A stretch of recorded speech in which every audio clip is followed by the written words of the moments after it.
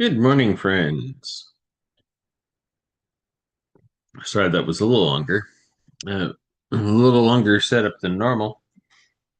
Here we are. A little more complicated because remember the book of Esther has a Hebrew version used by Protestants and Jews and a Greek version used by Orthodox Roman Catholics, and we Anglicans and our Lutheran friends like to take the Greek version and throw it in this section between the Testaments called the Apocrypha, the deuterocanonical books, and pay attention to both, which we're doing because we're doing this hybrid reading of the Hebrew from the complete Jewish Bible, and then taking the Greek editions from the Common English Bible and weaving them into our reading of the Hebrew.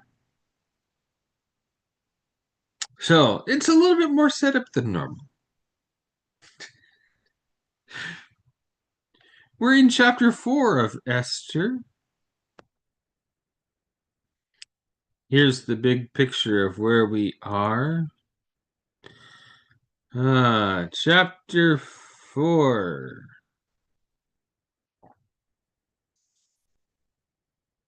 So, in the previous chapter, Haman has been elevated. He has set a decree to kill the Jews, and Esther and Mordecai will now respond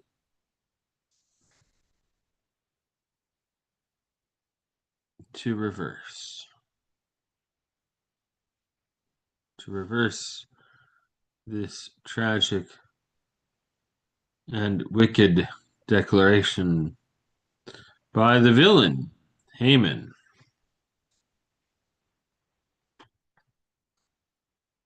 It's an interesting thing to see at Purim when the story of Esther is read among our Jewish friends. Every time that Haman's name is mentioned, there is a vile reaction, like a booing. Uh, it's interesting. He is that much of a villain, Haman is. All right, friends, let's read. Pull up our timer. We are, as I mentioned, in chapter 4. We're going to be resuming at verse 4 of chapter 4. Yep. So we'll be reading mostly from the complete Jewish Bible in the left-hand column. We will interject into that from the Common English Bible when there are apocryphal texts, Greek texts that show up. Yeah, it is a great one, isn't it, Susan? Love it. Um, Susan said, one of my favorite holidays, Purim, with lots of yummy good. Oh, those little cookies. Mm. Can make myself hungry thinking about Purim and those lovely delicacies. We do have a Greek edition coming, a Greek edition coming up soon, by the way. So, all right. So we'll start on the left. I'll tell you when we bounce over to the right.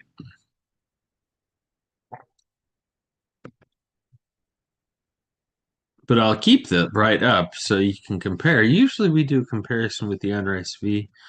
We'll just leave it this way since we're going to be jumping over.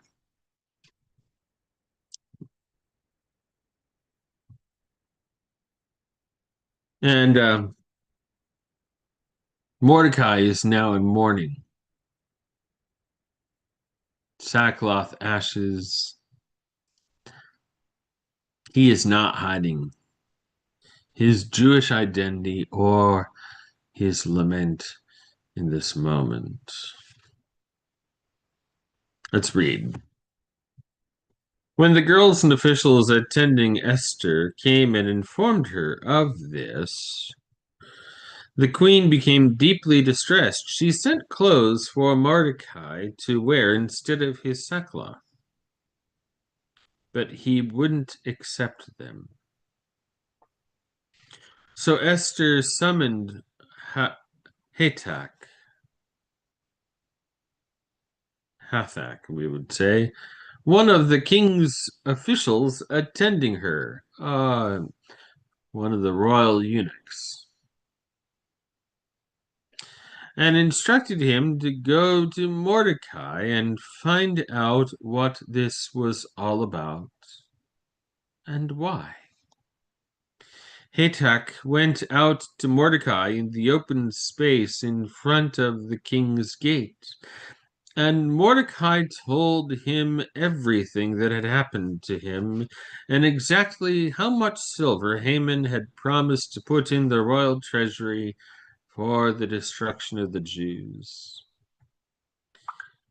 He also gave him a copy of the decree for their destruction issued in Shushan, Susa, the capital city of the Persian Empire, so that he could show it to Esther, explain it to her, and then instruct her to approach the king, intercede with him, and implore his favor on behalf of her people.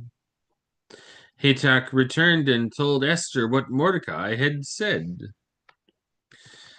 Then Esther spoke to Hathach and gave him this message for Mordecai. All the king's officials, as well as the people in the royal provinces, know that if anyone, man or woman, approaches the king in the inner courtyard without being summoned, there is just one law.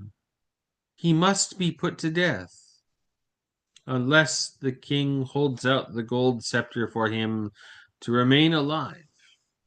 And I haven't been summoned to the king for the past 30 days.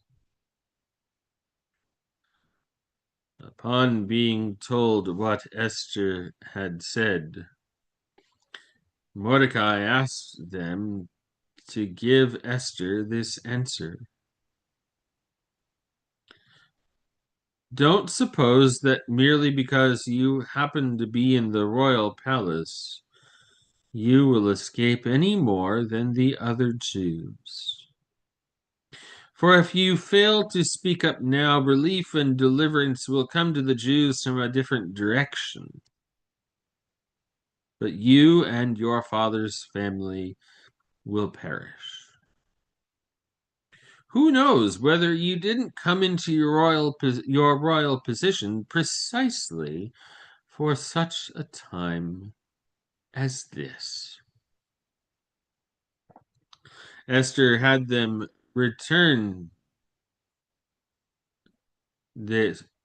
Esther had them return this answer to Mordecai.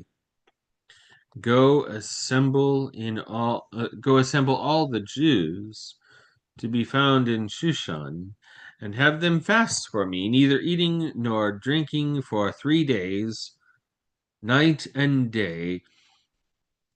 Also, I and the girls attending me will fast the same way. Then I will go into the king, which is against the law. And if I perish, I perish.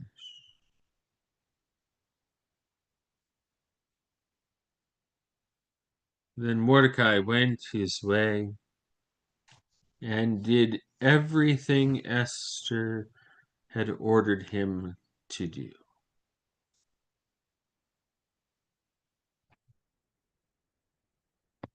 Here's where we make a jump over the right-hand column, because here is a point where there's an additional text in the Greek that is not in the English.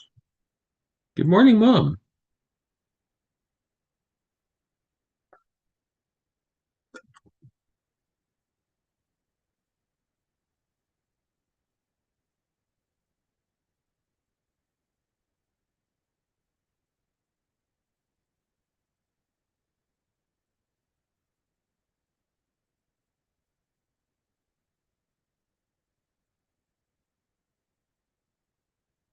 All right. So in the right-hand column, this is between verse 17 of chapter 4 and verse 1 of chapter 5 in the Hebrew. Then, calling to mind all the works of the Lord, Mordecai pleaded with the Lord, saying, Lord, Lord, you are the king who rules over all things.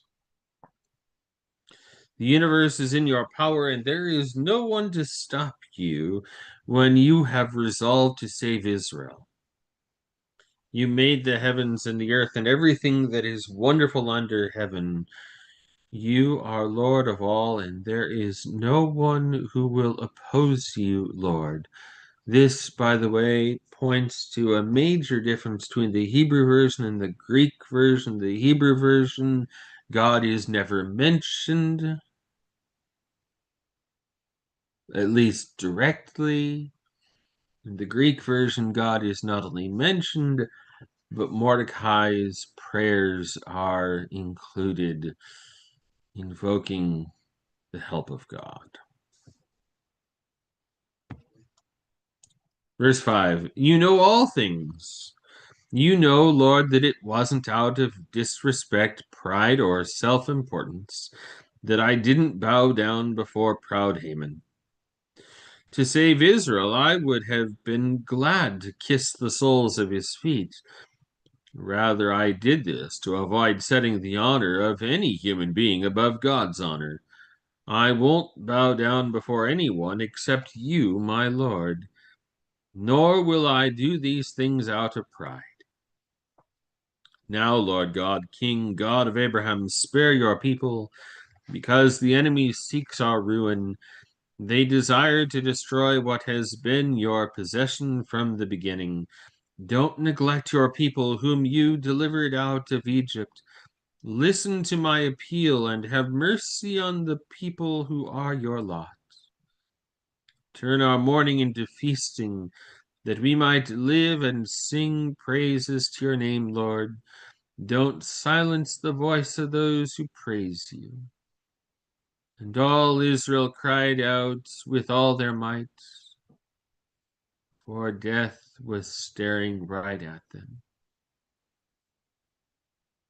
Queen Esther, overcome by this contest with death, turned to the Lord for protection.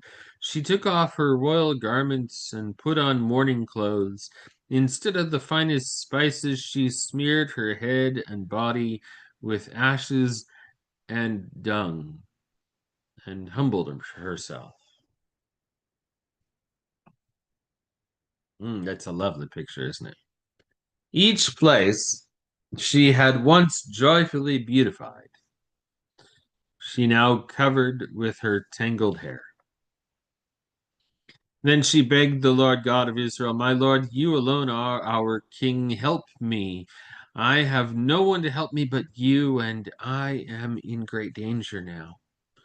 From my birth, Lord, I have heard how you chose Israel from among the rest of the nations and our fathers from their ancestors to be an everlasting inheritance. I have heard how you did for them all that you had promised. But now we have sinned before you, and you have delivered us into the power of our enemies, because we worshipped their gods. You are just, Lord. Yet the enemies weren't satisfied with bitter slavery, so they shook hands with their idols in partnership.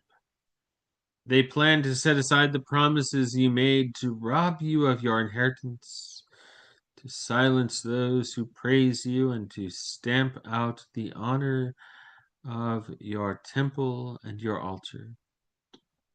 They want to open the mouths of the nations to praise the wonderful deeds of useless idols, so that a human king might be honored forever.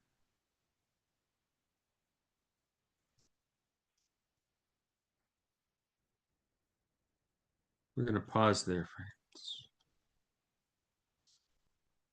Next time we'll pick up right here the 22nd verse of this edition.